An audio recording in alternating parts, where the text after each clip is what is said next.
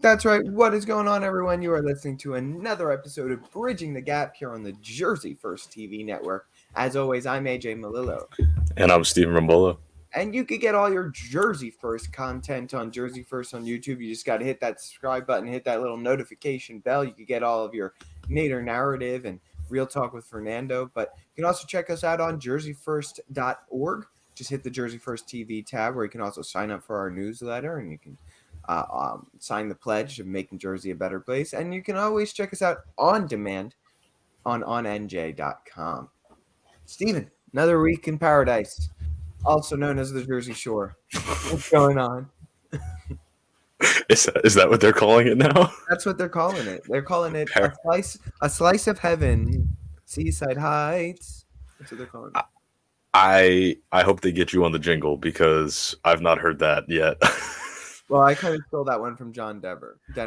Slice of heaven, West Virginia, but Blue Ridge Mountain, Close enough. Shenandoah River. You could do something like slice of heaven, Jersey Shore, Coors Ice Cream, Tom's River. I don't know. I was thinking like slice of heaven, Maruka's Pizza, something like that. Oh, that's good. No, slice of heaven, Maruka's Pizza, good old boardwalk.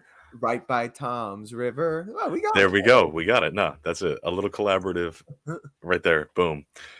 Yeah, something like paradise. It hasn't really felt like it. This week has been disgusting. Rain, humidity, mosquitoes, bennies. It really quite the opposite of a paradise, if I'm being honest.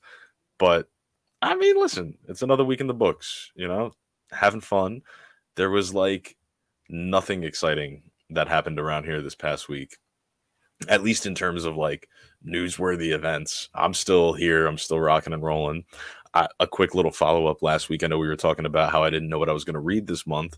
Sure. I made a very well-intentioned and thoughtful decision so I could make sure that I read the book in its entirety this month, even though I started late.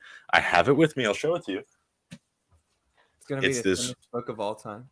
The what? The thinnest book of all time. Maybe.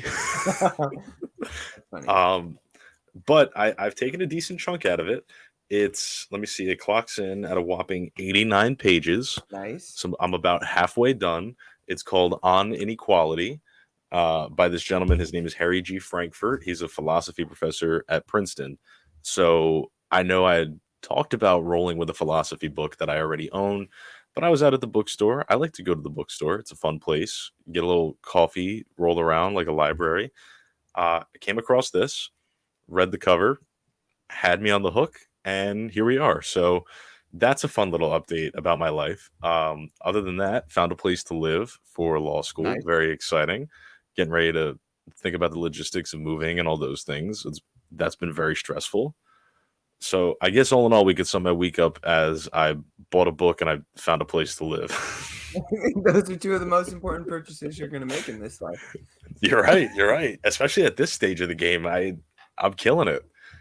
No, that's fair. And you know what? I thought of something as you were talking about that. You said, you grab a coffee, walk around the bookstore. It's like a library. It's like a library on capitalism. It's like because you got to buy the books still, and you got to buy the coffee, and then you walk around the place. Yeah. It's a library, a private funded library, basically, because you have to buy the books. When you put it like that, I think I'm going to start visiting the Ocean County Library a lot more. I love a bookstore. I love a bookstore, especially if it's like an independent bookstore. Nothing better. Yeah, I rolled with big books. I went to Barnes and Noble. BN. Yeah. BN. That's fair. That happens. What are you going to do? What are you going to do? Sometimes you got to go to the big BN. But you know what? Here's the thing about Jersey First. Here's the thing about me and you, Steve. And I'm going to put it out there. We're small business people, fundamentally. It's true. So if there's an independent bookstore out there and they want to send us some info their way, a nice, small Jersey independent bookstore, let us know. Because we love a good small business, good independent bookstore. You're right. You're absolutely right. We should. That'd be a fun little collaboration. We get a bookstore. We could do like a reading list with the bookstore. I like that. Yeah, we should do book that. People. We should look into that. We should find some books, book people out there. Book people. Yeah. Right. We'll book some book people on our show. How about that? we'll book the people for the book talks on the book episode of the show. I think that's That's a good right. way. It's We're Bookception. booking the books. Yeah, That's bookception. right. Absolutely. But how about you? How has your week been? Have you Oh, found a place to live and bought a book? I have done neither of those things. Mostly because I Well, have a place to live already, luckily. And I'm halfway through my book for the month. So like I didn't really ah, have to do ah, either. But I will, speaking of buying books, I'm gonna have to start soon. I got my first syllabus for year 2. So I got a couple of books that I ooh, do have to buy. Probably a lot more expensive than the book that you just purchased. But I don't know. Unless you yeah, spent like $350 on an 89-page book. And if so, no. I'd say that's a ripoff. This little ditty was $14.99.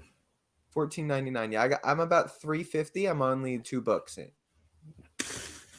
Whoa, are they made of gold or? They're just made of paper, my man.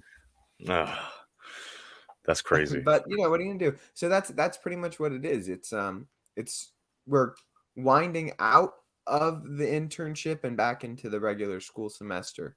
So I'm excited to get back, but I feel like, after a summer of working, it might get a little boring out there, but we're gonna have to trudge through, You think?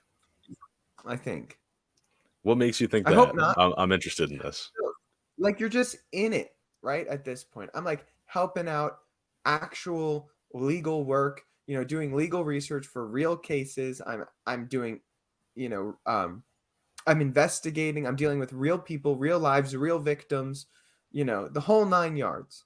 Hmm. And then I got to go back to the theoretical landscape that is school. I know I love a theory. I'm a good big theory guy. I like expanding on philosophical principles as much as the next guy, right? But I don't know, there's something about being in the real world and like doing the real work, the groundwork that is fun and interesting and you're always on your toes. Yeah, I guess so. I think to me, granted, I'll be in this position, flash forward a year from now, so we can rehash this then. I think I would see it as kind of like you dipped your toes in the pool before you actually get ready to jump in, and now you're going like waist deep. You're about to like take that step. It's like if the pool had a shallow end and it was going deeper and deeper and deeper. You started, you had your toes in, you finished your first year like kind of at the ankles. You walked into the knees for the internship, and now you're getting into the waist. And then after that, it's just you're basically all in once you crack 3L. Yeah, I would say going into 3L year is going to be much different. They say that 3L year you just feel like this is a waste of time. I'm done and I want to be working at this point, right? Yeah. That's what historically they say about 3L year. So we'll see. I that's my biggest concern going into 2L year is like, is that motivation going to be there? And I think that that's a big thing. A quick topic, but a big topic that we can kind of start with because we only really got I'll say 1.5 stories today. So we're going to do a bit of a quicker show, but I would say that that's a good starting point is that motivation. Like Mm. this idea, I forget what I was either listening to a podcast or maybe I was listening to an audiobook. I can't remember what it was. They were talking about the difference between being motivated and being inspired, basically. Like inspiration is a moment. Hmm. It's a moment in time. It's like you watch something, you listen to something, you see something, you're inspired to do work. But that fades quickly. To be motivated to actually do something is the continuation of doing it after that inspiration has passed, right? So Hmm. I would take that first year as I felt very inspired, right? This is something I wanted to do. There was a rush, a sort of an adrenaline rush of emotion and pushing through it. And there was never a point that I felt like I was slogging through. There's a point that I felt like I was really overworked. I was really putting a lot in, but I never felt like a slog. I think that's the best way to Hmm. put it. Now going into this 2L year, that sort of initial um I'll say inspiration might have passed. So now it's that next step of staying highly motivated because you still need to be highly motivated, right? So it's like, how do you keep that motivation throughout? Interesting. I've got a lot of thoughts about this. I would Sure. say, so you make a great point, and I think it's an important distinction. But I want to pull back another layer, and I would say inspiration is the spark, motivation is the moment, discipline is the engine. I Sure. think that's the third layer, right? Is like you can be motivated. I wake up every day and I'm motivated to go to the gym, right? And chase my goals. But it takes discipline to get in and like really push through a hard circumstance. And I'm sitting right on the precipice of the same moment as you. Law school is a hard path to take. And so you can have all the motivation in the world to do it, but you understand the concept of free will as good as anybody, right? Like you could wake up and say, I don't want to go to class today. No matter how motivated you might be to be a lawyer, to finish law school, you can wake up and that choice is yours. I think it's the discipline that takes you that extra mile. That's the gasoline that just as long as you wake up and you have the discipline, the desire, the will to stay motivated, look at that inspiration. I think all three of those things are the combination. So you're an individual that I would say has a lot of discipline, whether or not you like you see it in yourself all the time or not. I truly believe that because it's a hard path that you are on. The motivation is there. The motivation comes in spurts. Like I'm sure, you do really well at your internship one day, you have a successful moment. It's motivation to keep going. But I can't imagine that like you're getting up every day, working, 9 to 5, loving every second of it. Like it takes discipline to go and work that capacity, especially at your compensation rate, I might add. Of $0 and 0 cents an hour. Yes. I'm paid on good vibes and good times, but I run on gas fumes. Yeah. No, I think that's a great point you make, Stephen. I think you're absolutely right. And now I will say this. I personally am I don't know the best way to phrase it. I look at myself as being a highly motivated person. Um, Not necessarily a highly disciplined person because I am somebody that like I really enjoy doing things that I feel like a lot of other people would dread, right? I might struggle waking up in the morning, but once I'm up, I'm out of bed, I got my shot of espresso in me. Like, get me to work and let me get going because I enjoy that. Like, I feel good doing that. It doesn't feel like discipline to me. You know what I mean? Discipline is doing something even if you don't really want to. And Hmm. a lot of in a lot of work that I've always done, I've never struggled with not wanting to be there. I kind of thrive in work environments, whatever they may be, whether that's a work environment that's like service industry or now something like this. Like I really enjoy that. Um, Discipline to me is something like that don't want to do at all, but I know I Mm. have to do. So I but to be fair, I think that your uh I guess input on saying that you need discipline to properly handle your motivation. I don't disagree with that from a idea standpoint. Right? To me, it would take discipline for me to do what you do, and that's go to the gym every day and work out to the level that you do. That would take discipline because I would feel miserable doing that. Right? It is pretty miserable. I Right, but I feel like for you there's more of an actual enjoyment when you're doing it. Yeah. But I don't know if I would feel the same way. Like it would take discipline for me to get up and force myself to go, if that makes sense. As opposed to more than I would need more than motivation. That makes sense. I get what Yeah. you're saying there.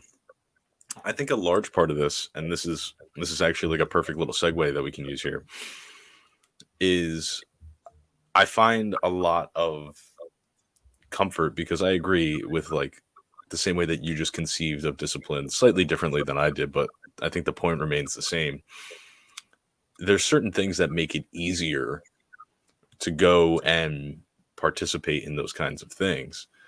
And a big part of that is like the camaraderie that you get in doing hard things, right? So like some of my best friends in the world I've met through the gym, because there's this shared experience of some sort of like dread or, pain or suffering, and we're all going through it together. And it tends to be more often than not, at least in that space, that it's men. And again, a perfect segue. What we're going to talk about today is this piece that they put out in the New York Times. I think it was today, I believe, or yesterday. Yeah, yesterday, on July 19th. And I'll read the title because I think the title is quite funny. It's an opinion article written by this woman, Michelle Cottle, Cottle, Cottle. I'm butchering the name. I apologize.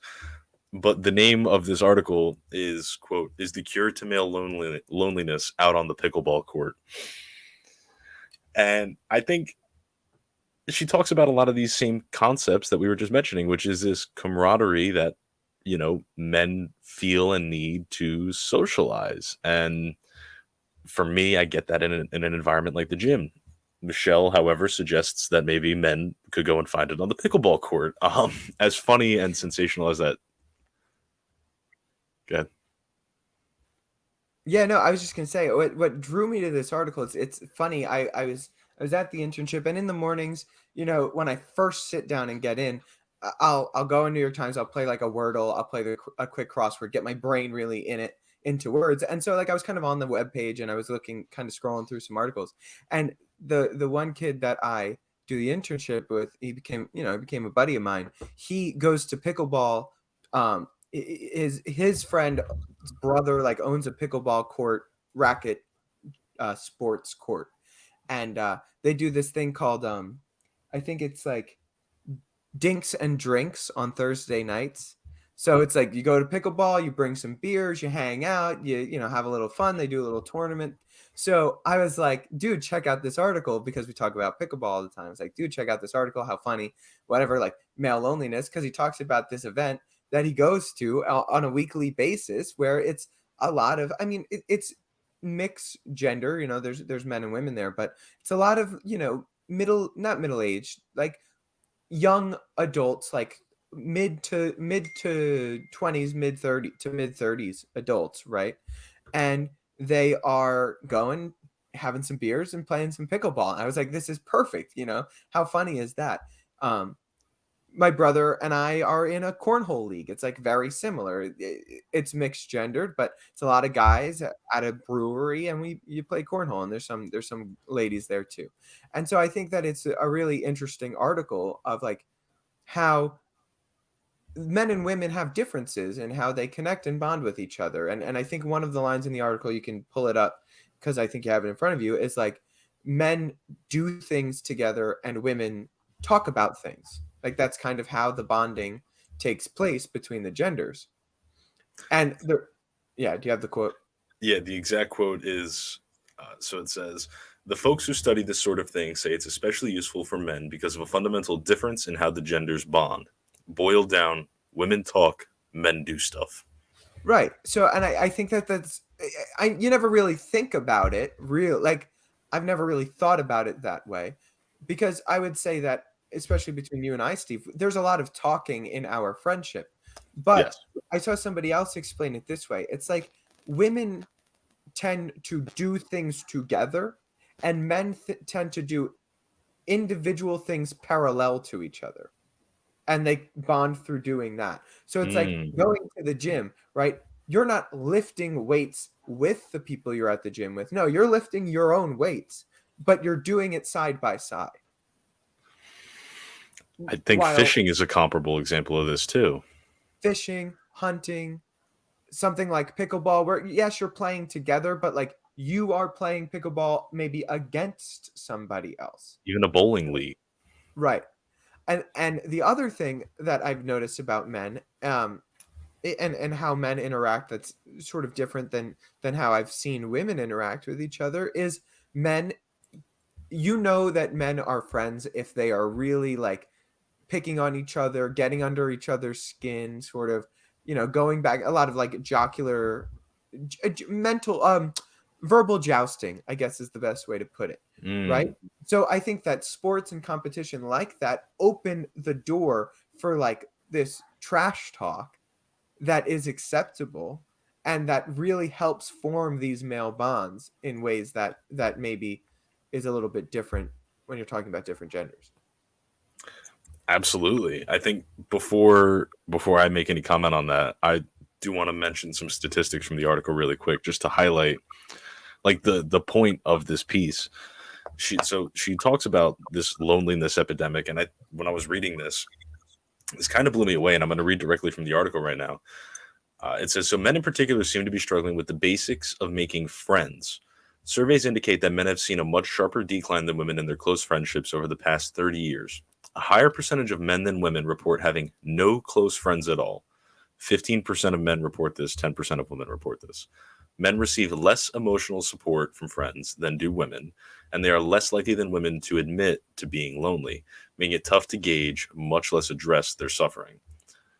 And so that's sort of like the thesis of this argument. She bases a lot of, the stories that she tells about her dad who goes out and plays, golf. He goes hunting with his friends. They've had this, I think she talks about a fishing relationship for almost 30 years of him and a friend, and how there needs to be this sort of social push for men to just kind of go out and do things. And it's quite nuanced. She talks about things like, she mentions what it's like to be a father.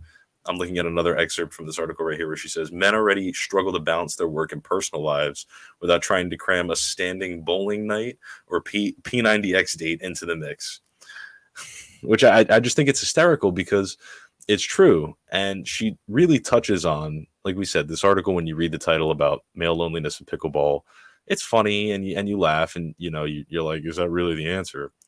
But I think she does a really good job at discussing a lot of the issues that men deal with. Things like this, almost overbearing acceptance, self-imposed most times, of tremendous duty unto others in your life. Like, I don't have time to go and rock climb on Thursday with my buddy because I have to work and then I have to come home. And if I have kids, I have to be a dad and I have to be a husband. And, I don't even have the time to be me, let alone go and be me with somebody else. So I think she really touches on a lot of these important things. And I think it's really cool that she talks about this story through the lens of her father and his relationship. She mentions that he's in his 70s, and I think that's how the pickleball anecdote comes about. But to the point that you were mentioning before, I agree. And from personal experience in our friendship and other friendships, I think it is very true. Men do tend to do things, and it's made a tremendous change in my life. I think mental health is an important topic to talk about, especially with men. And I've had a lot of experiences quite recently, actually, with some people in my life who are struggling with these things and opening up and being expressive. And it's so silly, but we go and we do things like, go hit a nice leg day at the gym, and you have time between your sets to talk and not think, and there's nobody around, and it's just you two, and you can be vulnerable. And but then when it's time for you to lift your weights, you kind of shut up and you get your 30 seconds to yourself while your friend can sit there and process what just happened. Or if it's a long car ride at night, I know something that you and I love to do together is share cigars. And what else do you do except sit down, smoke your own cigar? It's not like I'm smoking your cigar, you're smoking mine. Yeah. To your point about doing these things in parallels, and just have that opportunity to talk and decompress and, do something with another guy. So I think she really touches on a lot of important things, and it's an important topic. In the way of pickleball, however, I don't know how good I am. I haven't played in a hot minute, so I don't know if that's going to fix it for me. I might stick to the gym, but it's very interesting. And I think, I know we were talking about the comments under this piece also, and we can get into that a little bit, but I think it was kind of a bold piece for this woman to write. I know nothing about her, what her background is in, who she is, where she lives, but it's thought provoking. And I mean, we're sitting here talking about it, so that says something. Yeah, for sure. And I think you're right. The comments are interesting, and I don't know. A lot of the comments are things like kind of, I, would- I don't know if attacking is necessarily the right word, but the comments under the article talk about how it might be inappropriate for this woman to be talking about um talking about male issues. But it's like, I don't know if there should be any problem with that. I think that she she's a woman that has important men in her life. She sees the struggles that they have. She cares about those struggles, and she's trying to offer ways that she thinks might help the the men in the world and in her life do better with that. I find nothing wrong with that. So, um, but that being said, to your point, Stephen, even if it's um, something like how we'll smoke a cigar or we'll go on a bike ride at at night after work when we work together, stuff like that, I think is important. And I do think that there is an important aspect, and I don't know of the psychology behind it, but I'm sure there's something. I think there's an important aspect, and we're guys talking about this, so particularly for male relationships, of doing physical activities together. I just think that that's kind of what's big here. It's this actively doing something with your body brings you closer with the men that you're doing it. So I don't know, me and my brother when we go golfing, right? Like we have a lot of good conversations while we're golfing. You know, riding bikes, going on a walk, going playing pickleball, going to the gym, whatever that physical activity is. I just in high school, one of the big things that I got really close with the group of guy friends I had, we played basketball almost every day. None of us were good at basketball.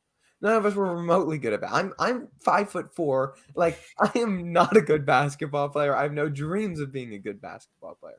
But playing 2-on-2 basketball with your buddies, being able to get a little bit rough and talk a little smack, that brings you together. Or what something that we do with when it's a big group of us. We'll go out and play football.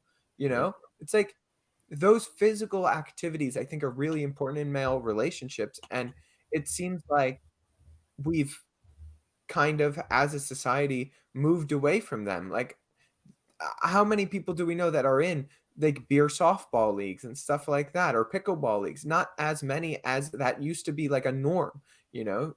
Oh, it's dad's at, the softball game tonight. He plays in the softball Hmm. league. Like that should be coming back. We should be trying to bring these types of things back because it opens up more opportunity for friendship, especially in a time where loneliness is an epidemic. And I think another important thing she mentions in this article that we can, add right onto this, she highlights that men who don't engage in these things, who don't have as many friends, they ultimately what happens is a lot of the social work and relationships of the couple, assuming that this is, a husband and a wife, a boyfriend and a girlfriend, fall onto the woman because the man doesn't have these avenues. So her friends become his friends. And she talks about, from a woman's perspective, how stressful it is to basically carry the social weight of two people and make plans for two people all of the time that are, equally as fulfilling for her and as fulfilling for her partner as they can be. So by encouraging, certain things like, a pickup league on Tuesday nights, or, you go golfing every Friday with, X, Y, and Z friend from wherever, it alleviates some of that stress on the women in men's lives. And she talks about how important that is from her perspective as a woman. And it just seems like you're talking, we're also having this discussion in a post COVID era, right? Where everybody was kind of like pent up. And she even mentions a story about how there was a league where they did indoor basketball for 30 years. COVID happens, and then they just reorganized outside and everybody was happy. So there's ways to continue these relationships and these friendships, but it seems like now more than ever, it's easier to sit inside, sit on the phone, sit on the computer, sit on TV, get in your TikTok loophole or whatever it might be, and not go out and be physical and have those experiences. And, I would say a great example of us in our real life is we have two friends who love to fish, and like the amount of joy that it brings them and all the friends that they have from that activity is like, it's staggering. And you see, like, when they have a hard day, what do they want to do? Go and fish. When they have a good day, what do they want to do? Go and fish. Like, it's something about going and doing those things. And so I think this was a brilliant piece to talk about, and just it highlights so many of the different social dynamics. It touches on the concept of something that we've talked about a lot, which is, loneliness in general, but male loneliness specifically here. And it's also, quite serendipitous. My boss at work is currently fighting in the championships for her development's pickleball league. So hopefully Danny can take home the trophy. Go Danny, go get it. We got a bunch of pickleball fans here. So I don't know. I thought this was a brilliant article. I'm happy that you stumbled upon it one day in the office because it's a cool little piece. Yeah, I couldn't agree more. And I think that the last point that I want to make is something, if you go back and you listen to past episodes, something that Steve and I talked about a lot is, especially in young people, this loneliness epidemic, and how phones have basically, even though they've supposedly brought us closer together, they've brought us further apart. And we talk a lot about how it affects young people, specifically teenage girls, and how social media has the impacts there. But I don't think it's something that we've ever actually talked about. And I just want to make one like quick sentence on it is phones and COVID has taken away these physical activities that we do more than anything else, I would say. There's a lot less of doing things outside and doing things that require that actual physical needing to be with people to do it and experience it.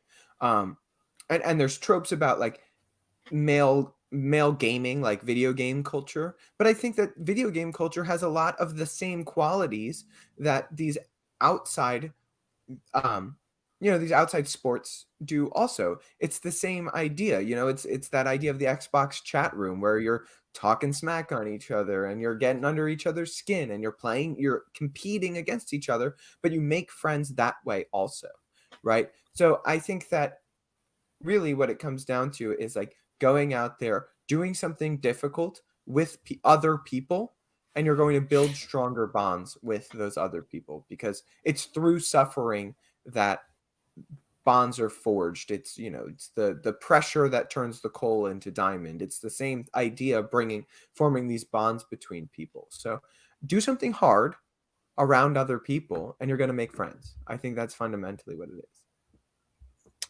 That's 100% true. The more that I read, we kick this off talking about books and stuff, and I'm reading a philosophy book. The more I read, it seems like a common thread in anybody that I admire and anything that gives me discipline or inspires me is that exact concept that you talk about. Just it's all found in suffering somewhere, and suffering is so much more fun when you do it with other people. To your exact point. So I couldn't have wrapped it up any better than that for this story. Yeah. The meaning is in suffering and suffering with other people. That's it. The last story, I mean, we'll talk about for maybe like 2 minutes here. It's because it's not a huge story, but I thought it was pretty fun, and I sent this over to Steven on Instagram when I saw it. It's that Taco Tuesday belongs to us all again after Taco John's gives up the trademark. But the funny thing is that it says this in the article, right? That's the headline. But then it was on Instagram. It said it belongs to all of us except for New Jersey. And so it's like, what does that even mean, right? So apparently, Taco Tuesday, Taco John gave up the trademark on Taco Tuesday, but they never actually had the trademark in New Jersey. Because in New Jersey, the trademark belonged to a different company, which was a restaurant called Gregory's. And Gregory's still holds the patent on Taco Tuesday. So pretty much anywhere else in the entire world, except for the Garden State, any company, any person can freely use the term Taco Tuesday. But in New Jersey, Gregory's Tacos is the only place that is allowed to have Taco Tuesday. And how does that make you feel? Listen, I feel like I'll put it this way.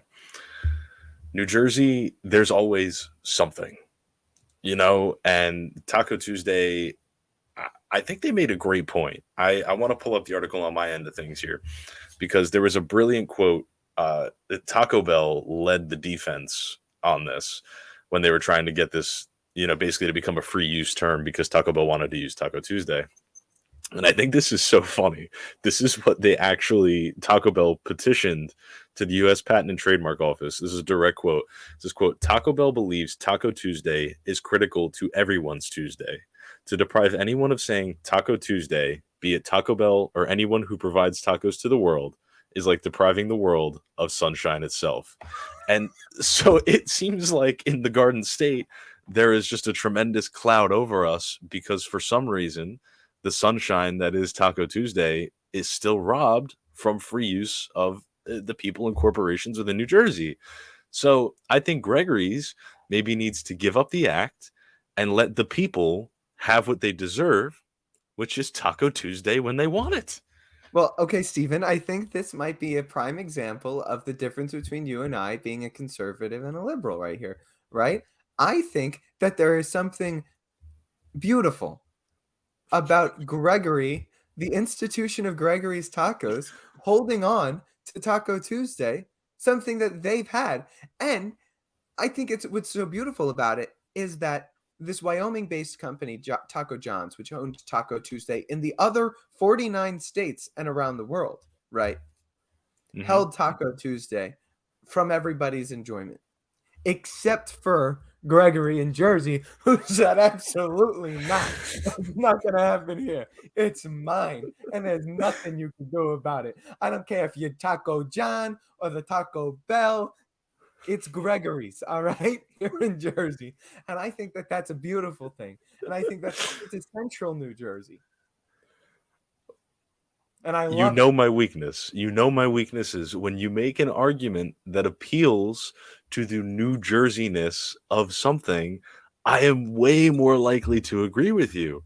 I cannot back down on this, though. I think I ride with the bell, and I say that taking Taco Tuesday is like taking the sunshine.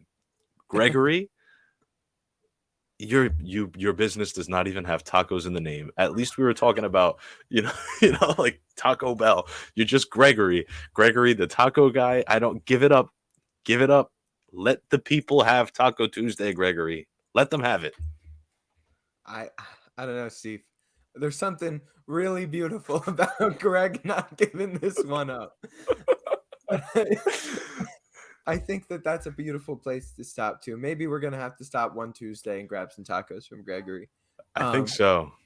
Well, just to see, do they really should they own Taco Tuesday? Like how good are those tacos? You know what? I want to say this. Any of our listeners or viewers, if you are familiar with this Gregory's, this taco joint, please write us in the comments, write us on Instagram, Facebook, Twitter, YouTube, wherever you watch us, and let us know. And I think, AJ, we should go, like you said, to Gregory's. Somers Point, New Jersey. Okay, we should go, and we should find out what all the hubbub is about his tacos and see if they really earn the right to be the sole purveyors of Taco Tuesday in New Jersey. I'm going to be honest with you, Steve. We have no business not going because Gregory's Tacos is very close to Ocean City, New Jersey. It's right on the other side of the bridge of Ocean City, New Jersey. So we have no business. To do it then. Let's do it. I think we need to do it. We owe it to the people. Back to the people. We'll report back to the people on Gregory's Tacos and see, and we'll let you know if they deserve the title of Taco Tuesday in New Jersey. Because I think, look, I'm a big fan of democracy. I'm a big fan of the people. But if a good thing is going, I don't see a reason to stop it. And if Gregory is the king of Taco Tuesday and he's a benevolent king, fundamentally, you know what? He can keep it. I don't want to rock the boat too much. But if he's not a benevolent king, give it to the people. That's what I'll say. I'll say this. This will be my parting message. Gregory, when we come to town, the tacos better be on point because right now I am of the belief that the people of New Jersey need to have their free use of Taco Tuesday. I really do. I think Taco Bell, like I said, they said it's like taking the sunshine from a sunny day. Who is Gregory to keep Taco Tuesday from all of us? I don't know, but we're going to find out. I think the best way to end is it's a poem, and I'll share it with the people. I don't know who to accredit this to, but it's famous. It's a very famous poem. You probably have heard it. It goes, "You are my sunshine, my only sunshine. You make me happy when skies are gray. You are my sunshine, my only sunshine. So please, don't take my sunshine away." Gregory, Steven's asking this plea. Tacos are his sunshine. But Don't anyway, take them. I hope everybody don't take it away. I hope that everybody has a wonderful week. We'll talk to you all next week. And for Jersey First and on NJ, I'm AJ Malillo. I'm Steven Rambolo. Have a good week, everybody.